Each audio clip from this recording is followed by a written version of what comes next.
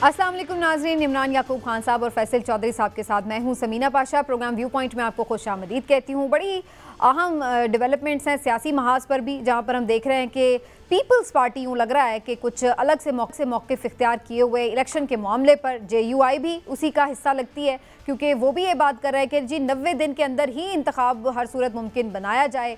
PMLN ये कह रही है कि वहाँ पर जब मुश्तरका मफादात काउंसिल में सारी डिस्कशन हुई थी तो बिल्कुल पीपल्स पार्टी ऑन बोर्ड थी और ये बात मालूम थी सबको कि अगर मंजूरी दे दी जाएगी मरदमशुमारी की तो फिर हल्का बंदियाँ होंगी और इलेक्शन ऑटोमेटिकली थोड़े डिले होंगे।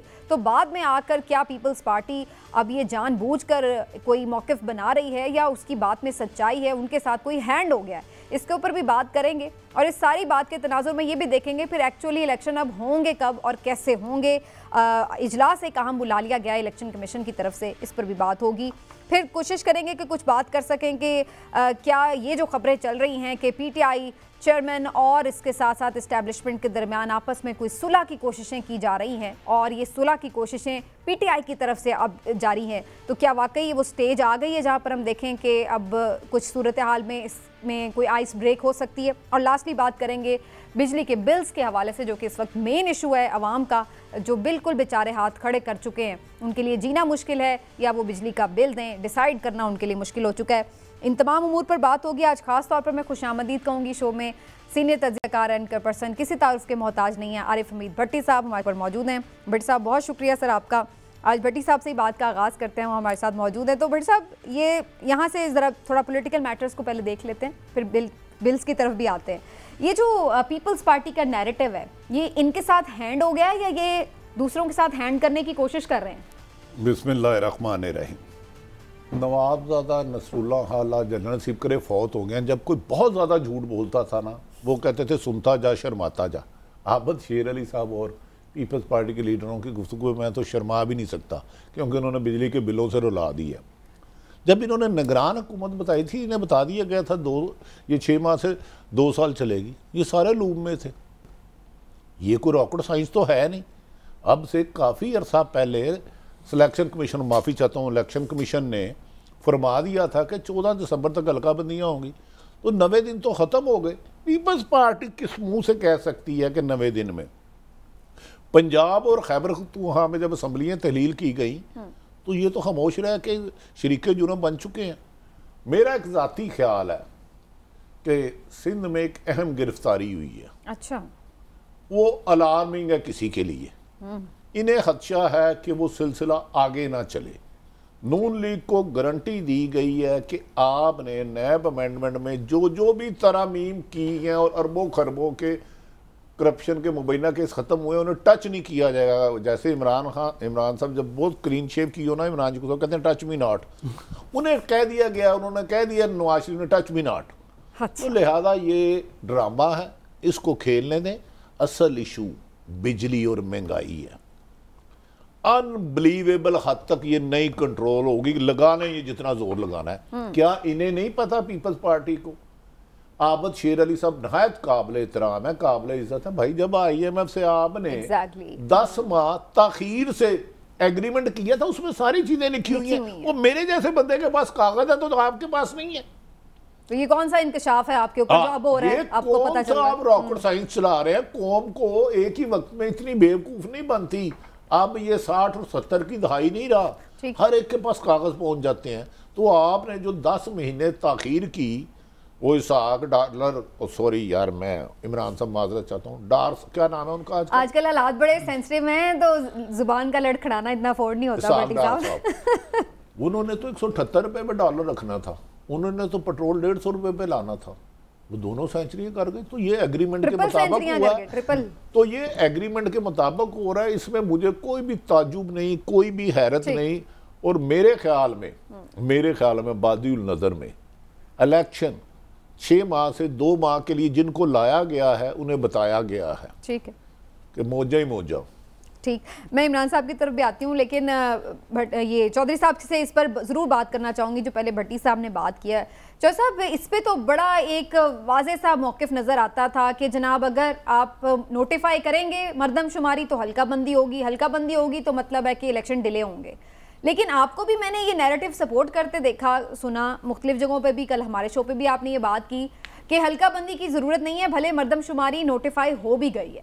तो ये तो आइन पाबंद करता है इलेक्शन कमीशन को सर, कि वो हल्का बंदी करे अगर मरदमशुमारी नहीं हो चुकी है। आप कैसे फिर इसको जस्टिफाई करेंगे?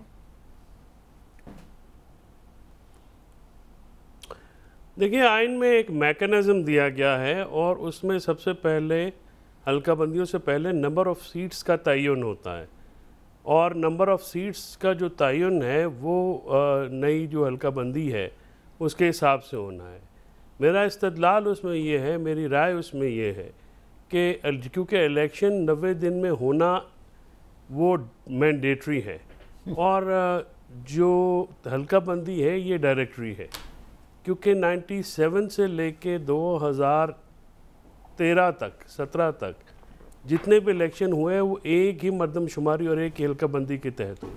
तो मिसाल मौजूद है कि बहुत सारे इलेक्शन जो हैं वो एक ही हल्का बंदी के तहत हुए। अब अगर 2022 अगस्त में भी एक एक्सरसाइज की गई जिसके मुताबिक जो है वो सीटों का तयन भी नए सिरे से किया गया और जो है कि नई हल्का बंदी भी कर दी गई, इस वक्त अगर तो इलेक्शन वक्त से ना हुए तो उसके आगे भी बहुत सारे कॉन्सिक्वेंस आए हैं। तो आप देखेंगे कि डाउन द रोड कुछ अरसे बाद उसकी बहुत ज़्यादा इम्प्लिकेशंस पाकिस्तान पे ज़्यादा आएंगी। यानी सेनेट का इलेक्शन है वो लेट हो सकता है। देखिए, अगर 90 दिन में इलेक्शन नहीं होंगे तो फिर तो 900 दिन में भी इलेक्शन। तो फिर आप इन अ वे पीपल्स पार्टी के मौक़िफ़ को सपोर्ट कर रहे हैं चौसा? आइन डिफीट हो जाए नहीं, पीपल्स पार्टी का मौक़िफ़ देखिए इस हद तक तो दुरुस्त है ना कि 90 दिन में इलेक्शन होने चाहिए, और वो ये कह रहे हैं उसमें। लेकिन ये बात जो भट्टी साहब का नुक्ता एतराज़ है बड़ा वज़नी है कि आपने उस वक़्त, आपको पता तो था CCI में, और उससे पहले भी मुराद अली शाह साहब के और दूसरे साहबान के बयान जो हैं वो तो बड़े ऑब्वियस थे कि जी वो ठीक नहीं है, उसके अदाद शुमार पे भी तहफ़्फ़ुज़ात हैं और उनके जो डिजिटल सेंसस का तरीक़ाकार जो है वो भी हमें नहीं पता है किस तरीके से किया गया, कौन कौन से इदारे शामिल थे, क्योंकि बहुत ज़्यादा घरों के ऊपर तो वो आया गया भी कोई नहीं है और मुझे तो किसी ने कांटेक्ट नहीं किया। लेकिन गुजारिश ये है कि ये सारी बातें भी ज़हन में रखनी है, लेकिन जब इलेक्शन होने हैं वो ज़्यादा ज़रूरी है। हल्का बंदी जो है वो इलेक्शन से जो नई, ये तो आपकी कानूनी और कानूनी राय पे आ गई। लेकिन इमरान साहब, समीना गुस्ताखी माफ, फैसल चौधरी साहब अस्सलाम वालेकुम। सर चौधरी साहब, मैं गुस्ताखी माफ, आप आईनी माहिर है, क्या आइन में लिखा है कि आइन की हर बात में पाबंदी लाजमी है? ये कहीं लिखा है? नहीं सर, हल्का बंदी अगर नहीं होती, नहीं, और हल्का बंदियां या हमसाया बंदियां या दूसरी बंदियां की बात नहीं कर रहा मैं, कह रहा हूं आइन में कहीं लिखा है कि उसकी हर बात पे इम्प्लीमेंट लाजमी है, अदारे पाबंद है, हुकूमत पाबंद है, आइन पे इम्प्लीमेंट करने कहीं लिखा है? जी जी जी, लिखा तो हुआ है, माने ना माने तो मर्जी। बस कुछ लोगों ने रबड़ से मिटा दिया, उन्हें नहीं नजर आ रहा। ठीक हो गया। लेकिन इमरान साहब, अब बात यहाँ पर आके ये फंस गई है कि क्या पीपल्स पार्टी के साथ हैंड हो गया है? कुछ लोग ये कह रहे हैं कि उनकी निगरान सेटअप में कुछ बात नहीं मानी गई, और जैसे भट्टी साहब ने भी खबर दी कि एक अहम गिरफ्तारी भी हुई है। तो अब चूंकि वो अब अनकंफर्टेबल फील कर रही है, तो अब वो कह रहे हैं कि चलो हम फिर जो एक सेटलमेंट कोई अगर अनसीन हुई हुई थी तो वो उससे फिर इनहराफ करते हुए वो फिर एक मुखालिफ बयानियां भी लेकर आ गए हैं मार्केट में। तो ये इस तरह की कहानी है या कोई कहानी और भी है? बिस्मिल्लाहिर्रहमानिर्रहीम। समीना, देखिए सीधी सी बात है, पीपल्स पार्टी के साथ कोई हैंड नहीं हुआ। अच्छा, वो पूरी कौम के साथ हैंड कर रही है। पहले सब कुछ उन्होंने सब कुछ ये तय किया, तमाम मीटिंग्स में वो शामिल थे, तमाम एजेंडे उनके साथ मिलकर बनाए गए, खुफिया मुलाकातें भी जो थी वो और PDM की जो स्ट्रेटजी थी सब इन लोगों ने मिलकर बनाई। हिस्टोरियन जब हिस्ट्री लिखेगा तो इन सब के जो नाम हैं वो जली रूफ के साथ इकट्ठे लिखे जाएंगे। कोई भी इनमें से ऐसा नहीं है जिसके बारे में आप ये कहें कि जी ये बरियु जुमाई से तो पता नहीं था। ये सारे मासूम ऑन कैमरा आके बनते हैं और ये शो करने की कोशिश करते हैं, ये साबित करने की कोशिश करते हैं कि हमें नहीं पता। लेकिन असल बात यह है कि जो भट्टी साहब ने अभी खबर दी है, जो गिरफ्तारी हुई है एक सिंध में, उसको लेके किसकी हुई है? पीपल्स पार्टी को आधी खबर दे रहे हैं हम लोग, पूरी देना। गुजारिश ये कि पीपल्स पार्टी को ये परेशानी है कि कहीं कुछ मजीद गिरफ्तारियां ना हो जाएं। और आप देखें पीपल्स पार्टी का अगर तर्ज अमल देखें तो जिस तर्ज सियासत के लिए इमरान साहब और भट्टी साहब गिरफ्तारियां 2 हुई हैं, एक नहीं हुई। बाय द वे मैं जरा इजाफा कर दूं तो मैं और इजाफा कर दूं, कुछ लोग जाने लगे थे, उन्हें एयरपोर्ट पे रोक दिया गया। पहले एग्जिट कंट्रोल लिस्ट होती थी, अब 5 लिस्टें हो गई हैं। और जो बेचारा बैठा कोई पता नहीं उसका भी नाम बीच में हो। अच्छा, गुजारिश ये है भट्टी साहब कि वो जो ये मामला है इसमें सीधी सी बात है कि MQM का जो तर्ज सियासत समझा जाता था कि MQM रूठती थी, फिर अपने मुतालबात पूरे होते थे तो मान जाती थी। पिछले अगर आप 1.5 साल की, इनकी 1.25 साल 1.5 साल की हुकूमत देखें तो पीपल्स पार्टी ने भी ऑलमोस्ट वही तर्ज सियासत रखा है। आपने मुतालबात बनवाए हैं और चीज़ें करनी, अब उनकी बात उस तरह से मानी नहीं जा रही। जहाँ तक मामला है जो भट्टी साहब ने ये सवाल किया था कि जी आइन में कहाँ लिखा है कि हर बात आइन की मानी जाए, तो ये जो है ना सियासतदानों का वतीरा और ताकतवरों का वतीरा वो ये है, वो कहते हैं कि पाकिस्तान में इस वक्त माइट इज राइट है, जिसके हाथ में ताकत है। हाँ जी, हर वक्त ही रहता है। वो जो मर्जी कर ले, वो अपनी मर्जी कर ले, लेकिन इस वक्त अवाम जो हैं उनकी मर्जी से कुछ नहीं हो रहा, आवाम पिस रहे हैं। लेकिन अब मर्जी की बात हो रही है तो भट्टी साहब, वो अपनी अपनी भी एक मर्जी होती है। मेरा जिसमें मेरी मर्जी के बाद मेरी हुकूमत मेरी मर्जी। अब बात ये हो रही है कि जनाब फिर मर्जी क्या है, इलेक्शन होने कब है? इमरान साहब तो कहते हैं 5 साल भी हो सकता ना हो। अब तो कोई ये भी नहीं कह सकता मेरी मंजी मेरा बिस्तर। ये जो इन्होंने महंगाई कर दी है ना, जब रात को लाइट जाती है आप उठ के बाहर आके बैठ जाते हैं। तो भट्टी साहब ने मेरी बात की तस्दीक की है। भट्टी साहब, एक गुजारिश है, इलेक्शन होने से पहले फैसला हो चुका था एक जमात के खात्मे तक इलेक्शन नहीं होने। ये मर्दमशुमारी, मर्दम बेजारी, ये सारे बहाने हैं। तरीके इंसाफ निशाना है। ठीक है, अल्लाह अल्लाह और खैर सलाह, जब वो एजेंडा अचीव हो जाएगा तो इलेक्शन दिसंबर में भी हो जाएंगे, अक्टूबर में भी हो जाएंगे, जनवरी में भी हो जाएंगे। ना हुआ तो 2025 कौन सा दूर है, 2025 24 के बाद क्या आता है? दसो पंजी तो 24 के बाद क्या आता है? 25 आता है। 24 के बाद क्या आता है? सबको गिनती आती है। फैसल चोई साहब 24 के बाद नहीं आता जी, जो ना फरमा रहे हैं। नहीं, मैं तुसी फरमा दो, तुसी पान खा रहे हो। फरमाओ जरा। सर 2027। देखिए, अब देखिए मैं 24 के बाद सिर्फ गुजारिश है, 4 बंदों ने 1 मिनट में 2 साल का सफर तय कर दिया, तो निगरान हुकूमत 2 साल रह जाएगी तो क्या फर्क पड़ेगा? इतना साइंस है। और भट्टी साहब एक और भी चीज है, ये देखिए कि अभी तक तो सिर्फ ये बातें हो रही हैं कि जी हल्का बदिया। असल चीज ये है कि उसके बाद जो इंतखाबी फहरिस्तें भी बननी है, उसमें भी टाइम लगना है। अब आप चाहते हैं इलेक्शन कमीशन बेचारा अपना काम भी ना तसल्ली से करे। इलेक्शन कमीशन जितना मासूम नहीं है। आइन में लिखा है अमेरिकन सफीर से मिलने का पाबंद है, सदर पाकिस्तान बुलाए तो मैं मसरूफ हाँ, मैंने चुक पै गई है, वो तेनू चुके ही नहीं जाता तू भाई। लेकिन भट्टी साहब, अभी जो आपने ये बात की है ना कि जी पीटीआई जब तक मैनेज नहीं हो जाएगी तब तक इलेक्शन नहीं होने, अब मैनेज करने की बजाय अब तो बात ये हो रही है कि शायद कोई सुलह की कोशिशें हो रही हैं। कुछ लोग ये खबर दे रहे हैं कि जनाब कोई बात हो रही है। बेसलेस है स्टोरी, बेसलेस है, देने वाला ज्यादा मोतबर होगा, मुझे नहीं पता। कोई फिलहाल नरमी नहीं है। आज इस वक्त तक 10:19 तक 20 मिनट में कुछ हो जाए तो फैसल चोई साहब को पता है वो ज्यादा बेहतर जाए। लेकिन चोई साहब, कुछ मुलाकातें बड़ी अहम हुई हैं सफीरों की मौजूदा सेटअप में, तो कुछ लोग उसको भी लिंक कर रहे हैं कि असल में सिफारिशें बाहर से भी आना शुरू हो गई हैं और कुछ अंदर से भी सूरत हाल जो है वो थोड़ी ऐसी लग रही है कि मैनेज नहीं हो पा रही। तो अब कुछ सोचा जा रहा है इसके ऊपर कि कोई बात तय करवा दी जाए। तो आपको लगता है कि कोई सालिसी कर रहा है वाकई इसमें?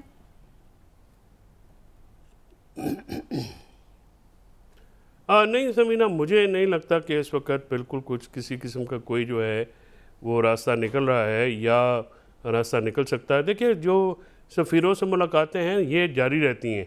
वो मुख्तलिफ़ सफ़रा जो हैं वो अपने ज़ाहिर है पोलिटिकल हालात से बाखबर रखने के पाबंद होते हैं, तो मुख्तलिफ़ लोगों से मिलते हैं। ज़ाहिर है कुछ मुलाकातें ऑब्वियस हो जाती हैं, कुछ मुलाकातें हैं जो वो सामने नहीं आती हैं।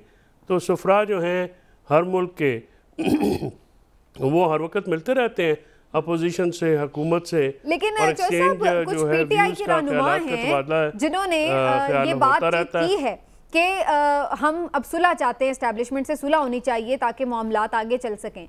यानी मैं ये बात नहीं कर रही कि कोई और या एस्टैब्लिशमेंट ये चाह रही है। अब इधर से कुछ एंकर्स तो इसको यूं पोर्ट्रे करें कि जी मिन्नत तरले शुरू हो गए हैं पीटीआई की तरफ से कि हमें बचा लें, हमें निकाल लें। तो ये इस बात में कोई सदाकत नजर आती है आपको? फिर समीना, जो लोग मैटर करते हैं पीटीआई में, वो या तो वो साइड पे हैं या वो जेल के अंदर हैं। अब जिन्होंने पीछे से ये बयान दिया है, मसला ये नहीं है कि ये क्या कहते हैं, मसला ये है कि अगले क्या कहते हैं। आगे से तो जवाब नहीं आ रहा, यहाँ से तो कूके मारी जा रही हैं। ठीक है, सारी बात है। तो क्या उसको चेयरमैन पीटीआई की आशीर्वाद भी हासिल है? Very right. और दूसरी बात यह है कि अगर ये गुफ्तगू करनी है तो उनके फैमिली के कुछ जो अहबाब हैं जो बात कर सकें, या वो इसी कोई बात हो।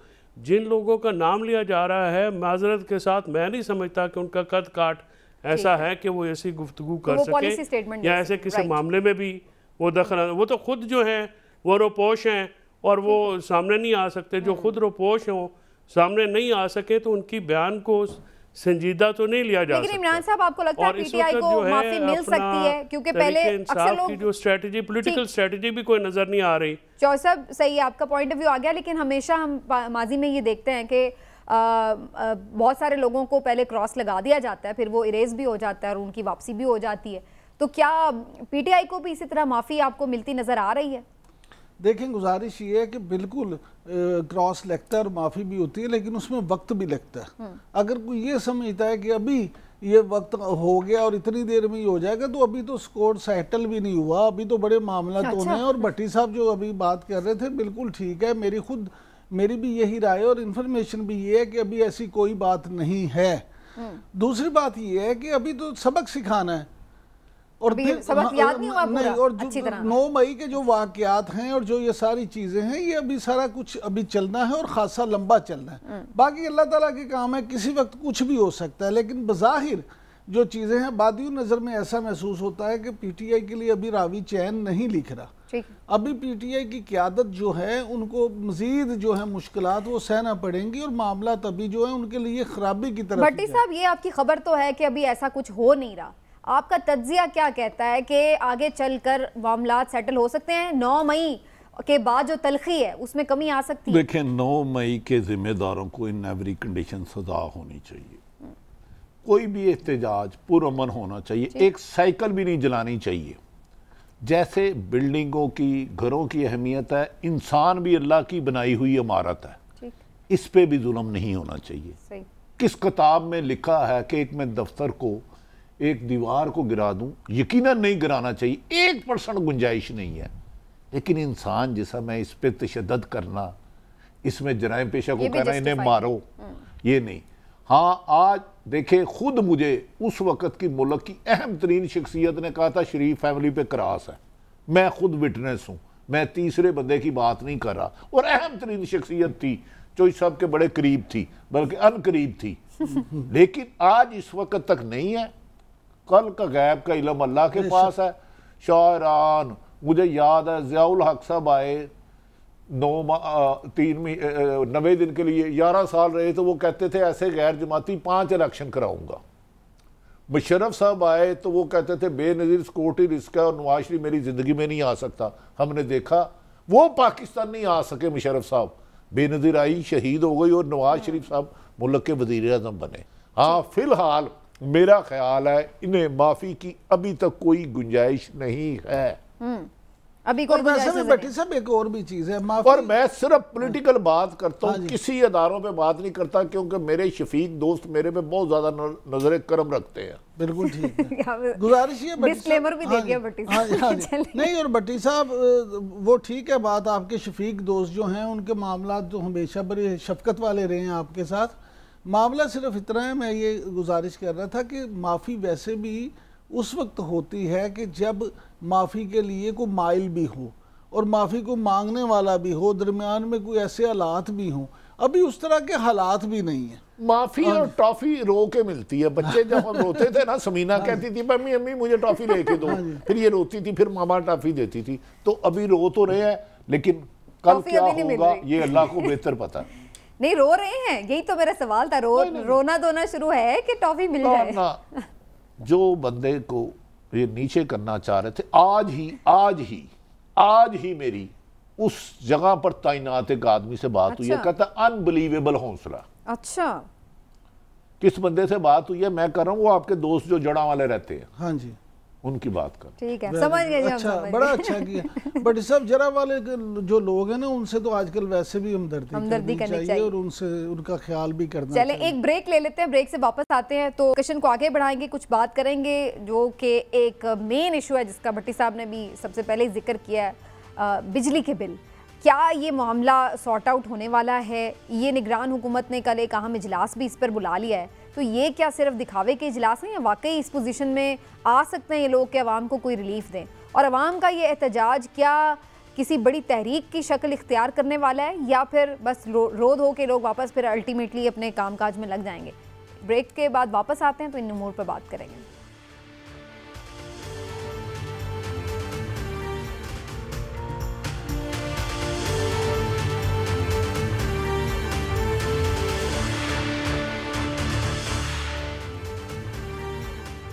वेलकम बैक नाजरीन। और बिजली के बिलों ने आवाम को रुला कर रख दिया है, सीख पा कर दिया है। यही वजह है कि लोग अब अपने तय एहतजाज पर मजबूर हो गए हैं। 2-3 दिन से हम देख रहे हैं कि हर शहर हर जगह पर हमें एहतजाज करते हुए लोग नज़र आ रहे हैं और उन्होंने बिजली के बिल जला डाले हैं। कहीं कहीं हमें ये भी नज़र आया है कि जो बिजली की तकसीम कार कंपनियां हैं उनके दफातर के बाहर ना सिर्फ ये कि तोड़ फोड़ हो रही है या अमले को उन्होंने हरासा किया है, लड़ाई झगड़े शुरू हो गए हैं। तो ये सारे मनाजिर हमें देखने को मिल रहे हैं और ऐसा लग रहा है कि ये तमाम लोग अब बेबस होकर बाहर एहतजाज पर मजबूर हुए हैं। क्या ये एक सिविल नाफरमानी का आगाज़ हमें नज़र आ रहा है? क्योंकि मईशत पहले ही हमारी इस वक्त ज़मीं बोस है, महंगाई इतनी ज़्यादा है और उस पर बिजली के ये इतने ज़्यादा बिल, इस सारी सूरत हाल ने इंडस्ट्री को भी बिल्कुल ज़ीरो करके रख दिया है। फैसलाबाद जो कि आपको पता है पाकिस्तान का इंडस्ट्रियल सिटी है, इस वक्त वहाँ पर क्या सूरत हाल है इंडस्ट्री की, इसके हवाले से एक स्पेशल रिपोर्ट आपको दिखाते हैं और फिर ओवरऑल इस सारी सूरत हाल के ऊपर बात करेंगे। आइए पहले रिपोर्ट देखते हैं। हर इंडस्ट्री बंद हो रही है।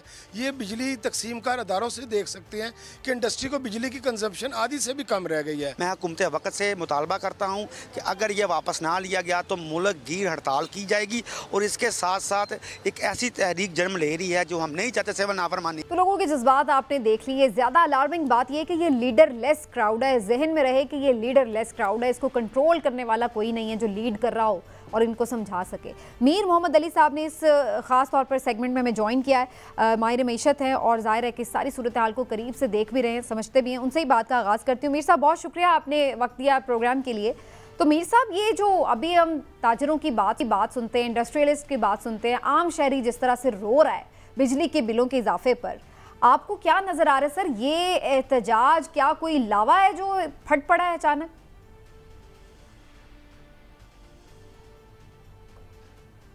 Thank you Sameena. सब में पहले तो समीना देखें, मईशत बीमारी जैसी नहीं होती कि जैसे स्टेज 4 कैंसर होता है तो स्टेज 4 ही में मालूम होता है और आप सरप्राइज्ड होते हैं। इकॉनमी एक ऐसी चीज़ है कि जो स्टेज 1 में आपको पता चल जाता है कि स्टेज 1, स्टेज 2, स्टेज 3, स्टेज 4। पिछले साल से मैं हर टीवी प्रोग्राम में हर जगह ये कह रहा हूँ कि हालात बद से बदतर होते जाएंगे। तो आज हम जहाँ खड़े हैं ये एक तकलीफ दह बात है और अगर आज भी हमने अपनी चीज़ें नहीं सुधारी तो खुदा न करे काकम बदहन हम उस जगह चले जाएंगे कि जहां आप मुश्तइल अवाम को नहीं रोक सकते। 550 अरब रुपए की हम मुफ्त बिजली दे रहे हैं, 220 अरब रुपए का हम मुफ्त पेट्रोल दे रहे हैं, दोनों को मिलाएं तो 700 अरब रुपए तकरीबन बनते हैं। 700 अरब is $2.5 billion. That is a huge percentage पूरे पाकिस्तान की बजट का। तो हमने आज तक कभी पाकिस्तान में रिफॉर्म्स किए ही नहीं हैं। पिछले प्रोग्राम्स में भी मैंने आपको कहा था रिफॉर्म्स ये हैं कि हम इस चीज़ को रिवर्स करें।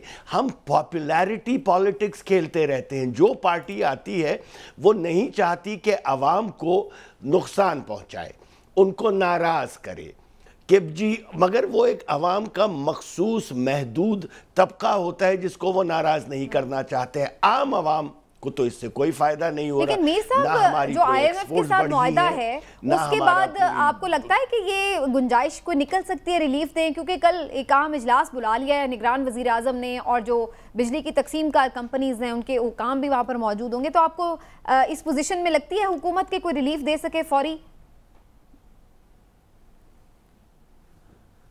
समीना, सबसे पहले तो सब्सिडीज को खत्म करें। IMF तो डांस करेगी खुशी के अंदर। वो बनिया है, बनिए को अपनी पैसे की गारंटी चाहिए। Bania not in a derogatory term, they are lenders, और लेंडर को अपने रिटर्न ऑफ कैपिटल की गारंटी चाहिए। इससे अच्छी और क्या गारंटी हो सकती है उनके लिए कि हम ये सब्सिडीज खत्म करके आवाम पर जो बोझ है वो ना डालें। रिलीफ को हम क्या समझते हैं? हम समझते हैं रिलीफ ये है कि अपनी जेब से और पैसा निकालकर हुकूमत सब्सिडी और दे।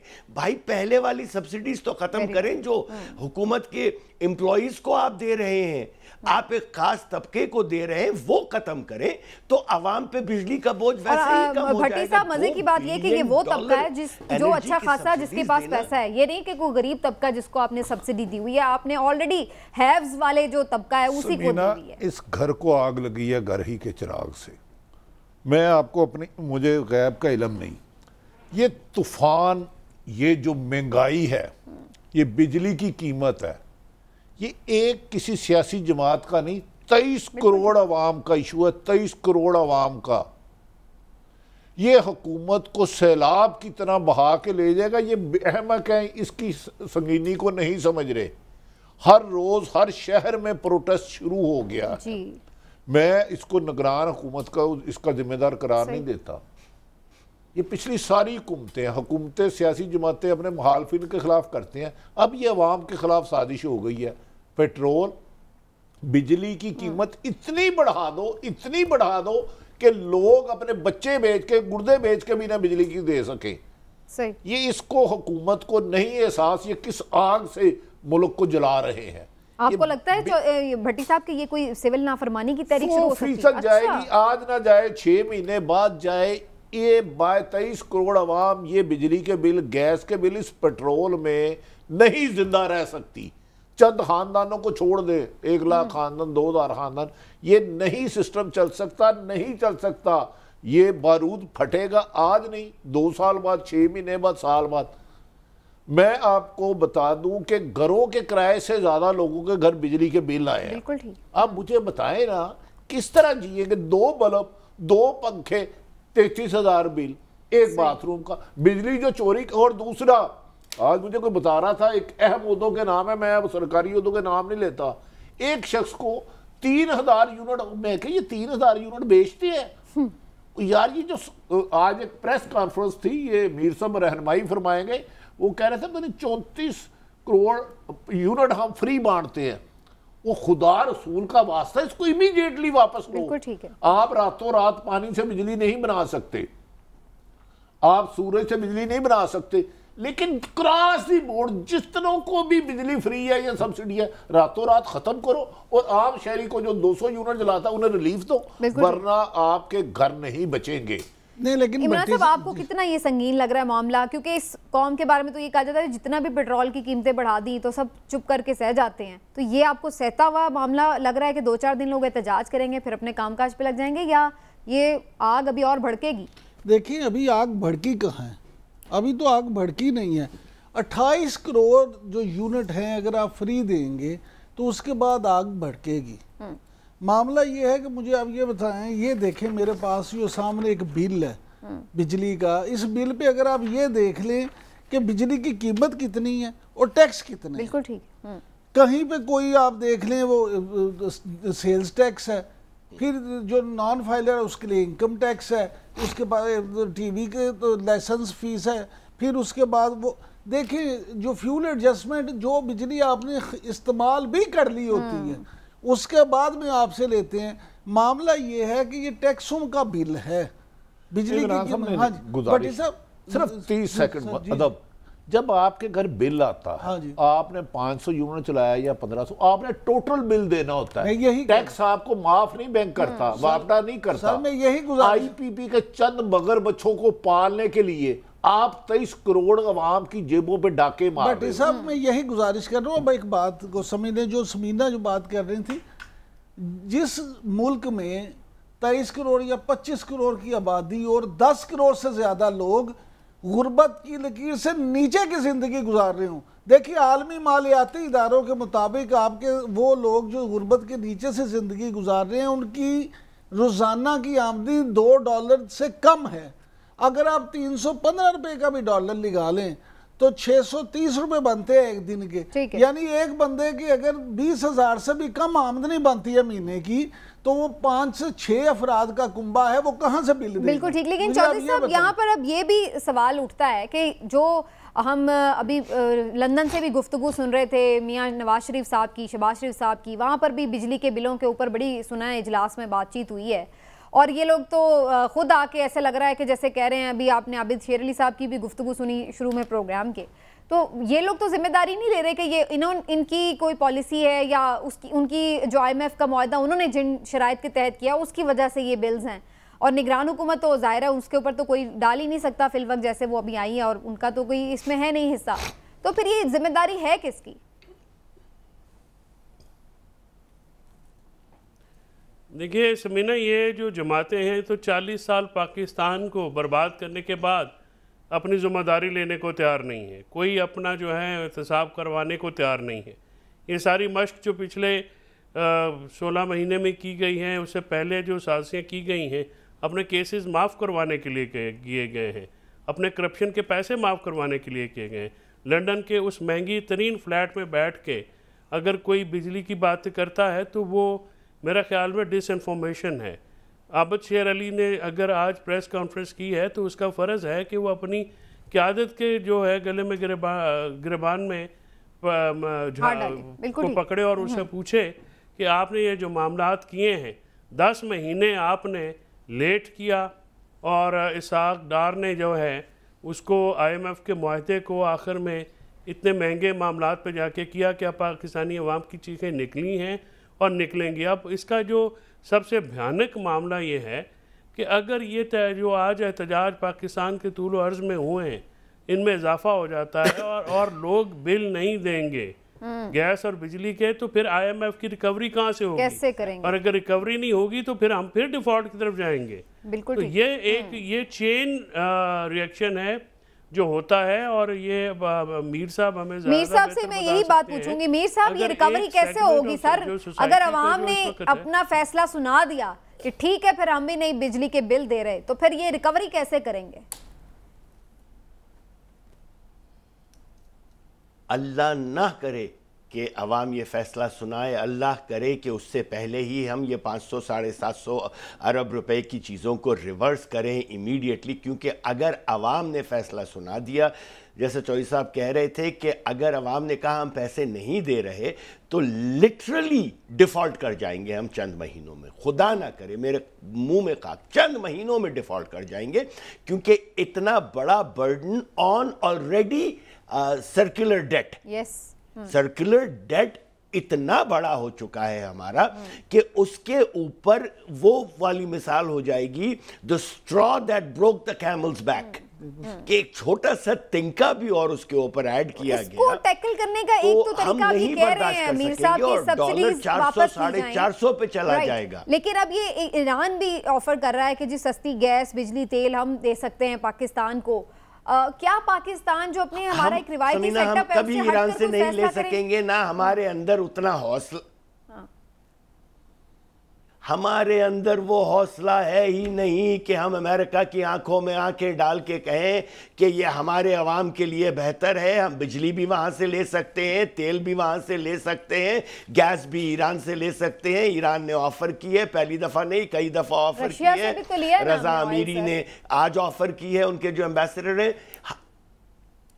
हम नहीं लेंगे कभी भी, शाज़ो नादिर कभी इक्का दुक्का एक ट्रांच आ गया, 2 ट्रांच आ गए, हमें तो चाहिए, हम घिरे, हम बॉर्डर शेयर करते हैं उस मुल्क के साथ जहां पे तेल तंदूर की रोटी से ज्यादा सस्ता है पर लीटर।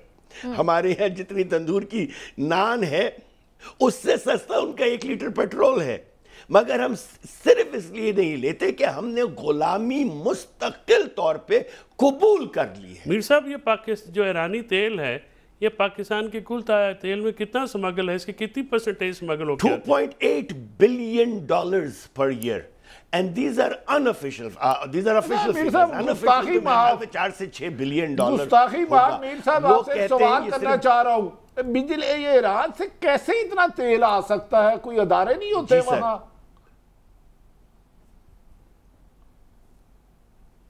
पता नहीं सर, मुझे तो नहीं। चलो एक दो दफा मैं गया था इमरान याकूब साहब के कमरे में, टॉफी जेब या दूसरी तरफ देखते हैं। मीर साहब मेरी अर्ज सुनने में, आप जैसे साहब इमरान याकूब साहब के कमरे में गया था, टॉफी जेब में डाल ली, तो पेट्रोल तो जेब में नहीं आ सकता, ये तो टैंकों शैकों में आता होगा, ये कैसे स्मगलिंग हो जाता है? ये आपको गलती लग रही है, माफी चाहता हूं।